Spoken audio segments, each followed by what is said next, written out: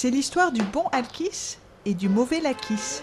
L'un est honnête, l'autre pas, il est prêt à soudoyer tout le monde pour parvenir à ses fins.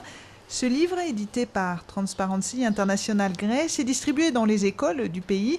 Objectif, changer les mentalités afin d'endiguer la corruption massive en Grèce. On trouve de la corruption dans un foyer sur 10, que ce soit donner de l'argent sous la table ou bien en recevoir.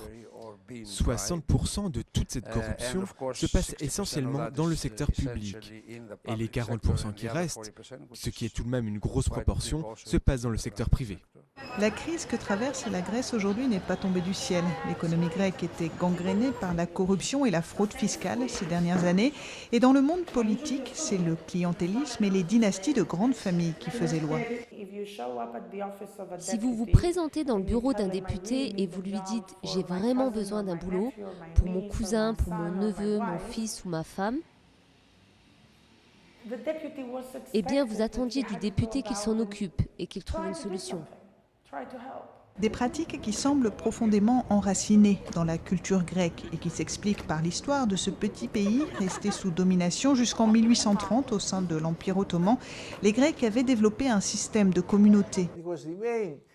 Cette organisation était une institution sociale, c'est-à-dire une institution de modèle familial dans laquelle les Grecs avaient confiance.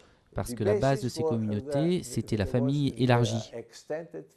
Dans ces familles élargies, on est prêt à se rendre tous les services qu'on peut et on fonctionne encore aujourd'hui de manière clanique.